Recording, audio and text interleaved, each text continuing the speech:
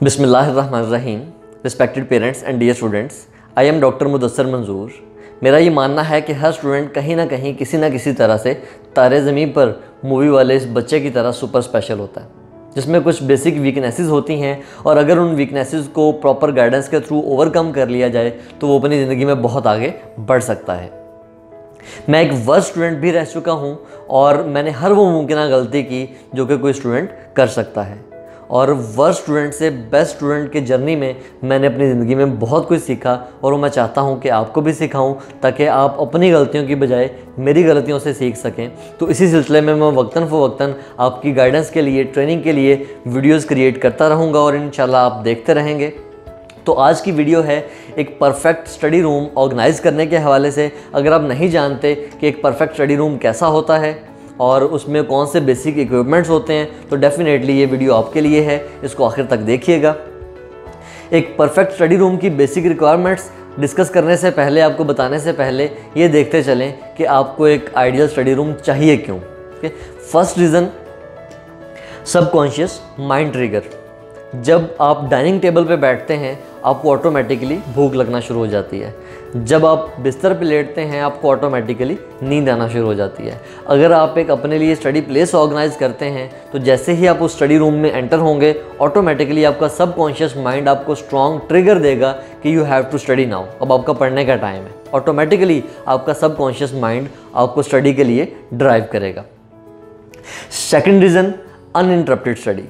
Study room में आपको किसी किस्म की इंटरप्शन का सामना नहीं होता, आप कंटिन्यूसली फोकस के साथ अपनी स्टडीज़ को कैरी कर सकते हैं। Third reason, no mental irritation. अब आप बहुत ज़्यादा फोकस के साथ बैठे पढ़ रहे हैं, किसी भी वजह से आपको किसी मेंटल इरिटेशन का सामना हुआ है तो आपका सारा फोकस डिस्टॉर्ट हो जाएगा, जो कि टाइम वेस्टेज का बायस बनेगा। तो किसी किस्म की मेंटल इरिटेशन जो है वो आपको फेस नहीं करनी पड़ेगी अगर आप एक स्टडी रूम ऑर्गेनाइज करते हैं। फोर्थ नंबर पे, प्रोटेक्शन ऑफ आई साइट। आपकी आई साइड आपके लिए बहुत इंपॉर्टेंट है, ये अल्लाह ताला की तरफ से अता किया गया एक बहुत बड़ा तोहफ़ा है। तो इसकी प्रोटेक्शन के लिए भी आपको स्टडी रूम चाहिए जिसमें लाइट्स इस तरह से ऑर्गेनाइज़ की जाती हैं कि आपकी आई साइड इफेक्ट ना हो। मैं बताऊंगा किस तरह से एक स्टडी रूम में लाइटिंग होनी चाहिए। फिफ्थ नंबर पे, no headache and muscle tension. जब आप अपने स्टडी रूम में अपने चेयर टेबल को एक ख़ास अंदाज से ऑर्गेनाइज़ करते हैं तो आपको हेडेक और मसल टेंशन का सामना नहीं होता, जिससे आपका वर्किंग स्टैमिना, स्टडी स्टैमिना बहुत ज़्यादा बढ़ जाता है। और last of all, less effort and more results, यानी आप कम मेहनत के साथ ज़्यादा नताइज हासिल करते हैं अगर आप एक परफेक्ट स्टडी रूम ऑर्गेनाइज कर लेते हैं। तो देखते हैं एक परफेक्ट स्टडी रूम की बेसिक रिक्वायरमेंट्स क्या होती हैं।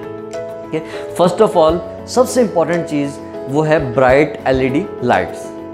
अगर आपने कलर साइकोलॉजी को अंडरस्टैंड किया हो या इस बारे में कभी सुना हो तो कलर्स हम पे बहुत ज़्यादा इन्फ्लुएंस रखते हैं, हमारे मूड पे बहुत ज़्यादा इन्फ्लुएंस रखते हैं। जैसे कि dark yellow and red colours जो है ये हमारी भूख को बढ़ाता है, एपिटाइट को बढ़ाता है। इसी तरह से जो ब्राइट वाइट कलर है ये हमें मेंटल पीस देता है और हमारा फोकस इम्प्रूव करता है। तो ब्राइट वाइट एलईडी लाइट्स होनी चाहिए आपके रूम में, और लाइट्स इस तरह से हों कि फ़र्ज़ किया ये फ़ैन है तो फ़ैन की बैक साइड पे लाइट ना हो, क्योंकि जब फ़ैन रोटेट करेगा तो ऑटोमेटिकली उस लाइट का शेडो क्रिएट होगा और आपकी बुक पे अगेन एंड अगेन शेडो की वजह से आप डिस्टर्ब होंगे और आपके हेडेक स्टार्ट हो जाएगी। इसलिए ब्राइट वाइट एलईडी लाइट्स होनी चाहिए, सॉफ्ट बिल्कुल, जो आपके आई को प्रोटेक्ट भी करें और आपको पढ़ने में भी दिक्कत ना हो।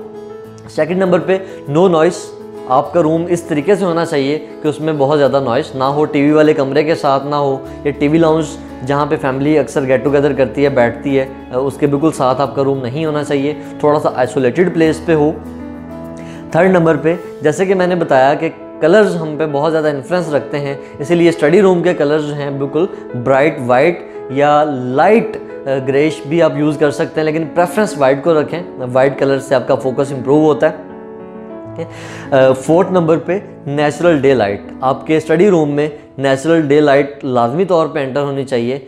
आपको पता है कि दुनिया का सबसे बेस्ट एंटी डिप्रेसेंट कौन सा है? सनलाइट। सनलाइट जिन कंट्रीज़ में नहीं है उन कंट्रीज़ के लोग बहुत ज़्यादा डिप्रेस रहते हैं। तो डेली बेसिस पे सनलाइट के साथ आपका एक्सपोजर ज़रूरी है, और वैसे भी आपके रूम में जो जर्म्स होते हैं वो सनलाइट की वजह से किल हो जाते हैं। 4th नंबर पे वेंटिलेशन, आपके रूम में क्रॉस वेंटिलेशन होनी चाहिए। मिसाल के तौर पे अगर इस वॉल पे एग्जॉस्ट फैन है तो दूसरे वॉल पे विंडो होनी चाहिए, ताकि विंडो से हवा एंटर हो और एग्जॉस्ट फैन उसको बाहर निकाल दे और पूरे रूम में प्रॉपर वेंटिलेशन हो सके। देन 5th नंबर पे टेम्परेचर बहुत इंपॉर्टेंट है। अगर आप बैठे हैं, आपको बहुत ज़्यादा सर्दी लग रही है या गर्मी लग रही है, तो आप अपनी स्टडीज़ पे उस तरीके से फोकस नहीं कर पाते। तो टेम्परेचर के लिए एयर कंडीशनर और हीटर का बंदोबस्त आपके रूम में होना चाहिए। और अगर ये नहीं भी है तो वेंटिलेशन को ही इस तरीके से मैनेज करें कि आपके रूम का टेम्परेचर ठीक रहे। देन क्लॉक आप दो तरह से यूज़ कर सकते हैं। आप उसे टेबल पे प्लेस कर सकते हैं, या क्लॉक ऐसी जगह पे होना चाहिए कि आप स्टडीज़ करते हुए जब नज़र उठा के देखना चाहें उसे फौरी तौर पे देख सकें। और आपका फोकस बनता है 40 मिनट्स के स्पेल्स में, इसीलिए दुनिया की हर यूनिवर्सिटी में, हर स्कूल कॉलेज में एक लेक्चर का ड्यूरेशन 40 मिनट्स होता है। आप क्लॉक को देख के 40 मिनट का एक स्पेल अपनी स्टडीज़ पे स्पेंड करें, और उसके बाद 3 से 5 मिनट की ब्रेक लें, देन अगेन 40 मिनट्स जो आप स्टडी पे फोकस करें। इस मकसद के लिए क्लॉक आपके टेबल पे या आपके बिल्कुल सामने वाली वॉल पे होना चाहिए। देन लास्ट ऑफ ऑल बहुत इंपॉर्टेंट है कि आपके रूम में बिल्कुल भी एक्स्ट्रा स्टफ ना हो। किसी भी किस्म की रैंडम बुक्स, रैंडम टॉयज़, किसी भी किस्म की चीज़ जो आपसे रेलेवेंट नहीं है या आपकी स्टडी से रेलेवेंट नहीं है, आपके रूम में नहीं होनी चाहिए। स्टडी रूम में आपको किस किस्म का इक्विपमेंट ऑर्गेनाइज करना है, इस इक्विपमेंट में मोस्ट इम्पॉर्टेंट थिंग है कंफर्टेबल चेयर। और कंफर्टेबल चेयर को अगर डिस्क्राइब किया जाए तो नंबर 1 ये रिवॉल्विंग चेयर होनी चाहिए, ताकि आप इसकी हाइट एडजस्ट कर सकें टेबल के हिसाब से। ठीक है। नंबर 2, इसको लेदर का नहीं होना चाहिए बल्कि नेट का होना चाहिए, ताकि आप गर्मियों में गर्मी महसूस ना करें इस चेयर पे लॉन्ग आवर्स के लिए बैठते हुए। तो 2 बेसिक रिक्वायरमेंट्स, एक रिवॉल्विंग होनी चाहिए और दूसरी इसकी जो बैक है वो नेट की होनी चाहिए, जैसे कि ये चेयर आप सामने देख रहे हैं। सेकंड नंबर पे एक वाइड टेबल होना चाहिए। टेबल इतना छोटा ना हो कि आप उस पर 2-4 बुक्स रखना चाहें तो आपको परेशानी का सामना हो। एक proper wide table with draw होना चाहिए, और उस ड्रॉ के अंदर आपका स्टफ सारा रैंडमली प्लेस्ड नहीं होना चाहिए, बल्कि थर्ड थिंग पोर्शन ट्रे उस टेबल के ड्रॉ के अंदर होनी चाहिए, जिसमें आप अपनी डिफरेंट स्टेशनरी आइटम्स प्लेस कर सकें।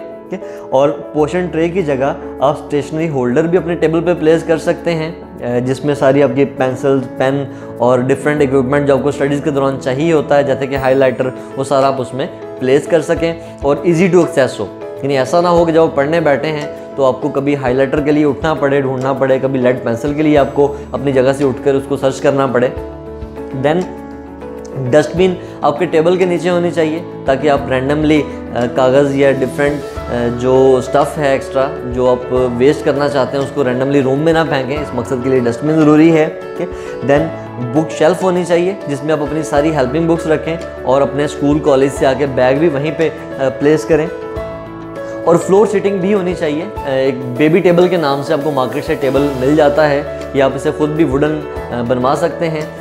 इस टेबल का क्या पर्पज़ है कि जब आप अपनी चेयर पे बैठे बैठे थक जाएं और आप फ्लोर सीटिंग के थ्रू अपनी स्टडीज़ को कैरी करना चाह रहे हैं, तो फ्लोर सीटिंग का प्रॉपर मैनेजमेंट आपके रूम में होनी चाहिए। Then last of all most important thing, white board. White board जो है ये आपकी क्रिएटिविटी में बहुत ज़्यादा अहम किरदार अदा करता है। आप जानते हैं कि गूगल के ऑफिस में हर एम्प्लॉय के सामने वाइट बोर्ड है, और डेली बेसिस पे अगर 8 आवर्स उनकी टाइमिंग है तो 6 आवर्स वो वर्किंग करते हैं और 2 आवर्स सिर्फ और सिर्फ फोकस करते हैं क्रिएटिविटी पे। इसीलिए गूगल जो है दुनिया का नंबर 1 सर्च इंजन है। तो आप वाइट बोर्ड पे क्वेश्चन सॉल्व कर सकते हैं और कुछ भी क्रिएटिव कर सकते हैं। इसके अलावा ऐसी कोटेशन आप उसके ऊपर लिख सकते हैं जो आपको बहुत ज़्यादा मोटिवेशन दे, आपको स्पार्क दे। और इसके अलावा बहुत कुछ है जो आप वाइट बोर्ड के थ्रू कैरी कर सकते हैं अपने स्टडी रूम में, और ये भी आपकी सिटिंग प्लेस के बिल्कुल करीब होना चाहिए क्या, ताकि आप अपनी सिटिंग प्लेस से उठ के फौरी तौर पर इस पर राइट डाउन कर सकें। देन कुछ अदर रिक्वायरमेंट्स हैं स्टडी रूम के हवाले से। पहले नंबर पे हमने बात की कि स्टडी रूम किस तरह से डिज़ाइन करना चाहिए। सेकंड नंबर पे हमने देखा कि हमें इक्विपमेंट कौन सा चाहिए। थर्ड नंबर पे आपका जो सिटिंग पोस्चर है ये बहुत ज़्यादा इंपॉर्टेंट है। अगर आप 6 आवर्स वर्किंग करते हैं और अगर आप प्रॉपर पोस्चर में बैठ के नहीं करते तो आप बहुत ज़्यादा एग्जॉस्ट हो जाएंगे, आपके नीज हर्ट करेंगे, आपकी लंबर पेन स्टार्ट हो जाएगी, मसल टेंशन होगी। तो इसीलिए आपकी सिटिंग प्लेस एक तो ऑर्गेनाइज इस तरह से होनी चाहिए कि कि टेबल और चेयर इस तरीके से आमने सामने हो कि आपके एल्बोज इजीली टेबल के ऊपर प्लेस की जा सके। जब आप एल्बो प्लेस करें आपके शोल्डर्स ऊपर ना हो या बहुत ज़्यादा आपको नीचे ना होना पड़े। सेकंड नंबर पे आपके जो फीट हैं वो या तो टेबल के अंदर जो वुडन एक सपोर्ट होती है उसके ऊपर आ सकें या आप उसे फ्लोर पे प्लेस कर सकें। आपके जो फीट हैं ये इन एयर नहीं होने चाहिए, इससे भी आपकी थकावट बढ़ती है। बिल्कुल स्ट्रेट सिटिंग पोस्चर हो आपका, और सिटिंग पोस्चर बहुत ज़्यादा डिपेंड करता है आपके चेयर और टेबल की कंपैरेटिव हाइट पे।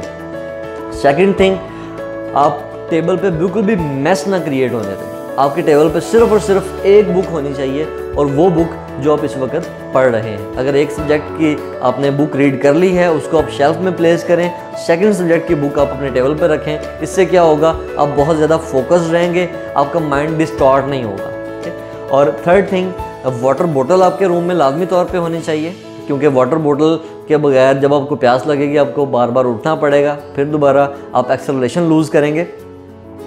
और देन नट्स एंड डेट्स यानी खजूरें या नट्स जैसे कि पीनट और चने, इस तरह का कुछ भी आप अपने रूम में प्लेस कर सकते हैं कि अगर आपको थोड़ी बहुत भूख लगती है तो उसके लिए भी आपको रूम से बाहर उठ के ना जाना पड़े। देन अपना सेल फोन आप लाजमी तौर पे म्यूट पे रखेंगे, वाइब्रेशन पे भी नहीं होना चाहिए बल्कि म्यूट पे होना चाहिए। और हर थोड़ी देर के बाद सेल फोन उठा के देखना भी नहीं है कि क्या कहीं नोटिफिकेशन तो नहीं आया। ठीक है। स्टडी रूम के अंदर किसी भी किस्म का डिस्ट्रैक्टर नहीं होना चाहिए। और अगर आप अपने आप पे ये कंपल्शन लगा लेते हैं कि सेल फोन मैंने बिल्कुल भी पर्सनल यूज़ के लिए इसको इस्तेमाल नहीं करना, अगर मैंने करना है तो स्टडी रूम से बाहर जाके करना है अपने लिए, अगर ये एक हर्डल क्रिएट कर देते हैं तो डेफिनेटली आप सेल फोन स्टडी रूम में बैठ के यूज़ नहीं करेंगे। सेल फोन स्टडी रूम में रखना क्यों ज़रूरी है, आपके सेल फोन पे नेट होना चाहिए ताकि आप कोई टर्म अगर समझ नहीं आ रही तो आप फौरी तौर पे उसको सर्च कर सकें। अब वो पुराना दौर था कि ट्यूशनर्स की ज़रूरत थी, अब तो दुनिया जहान का कंटेंट आपको यूट्यूब पे मिल जाता है, सिर्फ आपको प्रोबिंग और सर्चिंग अच्छी आनी चाहिए। तो सेल फोन मैं ये नहीं कहता कि स्टडी रूम में होना ही नहीं चाहिए, होना चाहिए और उस पर नेट भी होना चाहिए, लेकिन पर्सनल यूज़ के लिए नहीं बल्कि स्टडी रेलेवेंट यूज़ के लिए। ठीक है। Then last of all, family interruption बिल्कुल भी नहीं होनी चाहिए। अगर आप अपनी फैमिली के लिए बेस्ट रोल प्ले करना चाहते हैं अपनी लाइफ में तो थोड़ा सा आपको हार्डलाइनर होना होगा। आपके छोटे बहन भाई या फैमिली के कोई भी मेंबर स्टडी आवर्स के दरमियान आपको बिल्कुल भी तंग ना करें। अब ये आपका फ़र्ज़ है कि स्टडी आवर्स के दरमियान आप भी एक तरफ अपने फैमिली को आपने कहा कि मुझे बिल्कुल भी डिस्टर्ब नहीं करना, मेरे रूम में कोई एंटर ना हो, और दूसरे नंबर पे आप मोबाइल पे बैठे कैंडी क्रश खेल रहे हैं या व्हाट्सएप फेसबुक पे अपना टाइम वेस्ट कर रहे हैं, तो ये अपने वालिदैन और अपने फैमिली के साथ बल्कि उससे बढ़कर अपने आप के साथ एक बहुत बड़ी ज़्यादती होगी। तो अदर रिक्वायरमेंट्स में बेसिक हमने ये 6 रिक्वायरमेंट्स डिस्कस की। लास्ट ऑफ ऑल, अगर ये वीडियो आपको पसंद आई तो इसको आप लाइक करें और शेयर करें बाकी अपने क्लासमेट्स के साथ। और इसके हवाले से अगर आप कोई फीडबैक देना चाहें, कोई ऐसा पॉइंट जो मैंने मिस कर दिया हो स्टडी रूम के हवाले से, या कोई अच्छी रिकमेंडेशन आप देना चाहें जो आप समझते हैं कि अगली वीडियो में ऐड होनी चाहिए, तो वो आप कमेंट कर सकते हैं। अगर आप किसी ख़ास टॉपिक पे कोई वीडियो चाहते हैं मेरी तरफ से तो उसके हवाले से भी आप कमेंट कर सकते हैं। हमारे चैनल को सब्सक्राइब करें ताकि इस तरह की एजुकेशन के हवाले से इंफॉर्मेटिव वीडियोज़ आपको वक्तन फ़वक्तन मिलती रहें। और अगर आप अपने शहर में मौजूद हमारा कैंपस विज़िट करना चाहते हैं तो ये कॉन्टैक्ट नंबर आपके सामने है, इस पर कॉल या व्हाट्सएप कर सकते हैं। That's all for today. I hope कि आपको इस वीडियो से इंशाल्लाह बहुत ज़्यादा बेनिफिट होगा। Wish you good luck. Thank you so much. खुदा हाफिज़।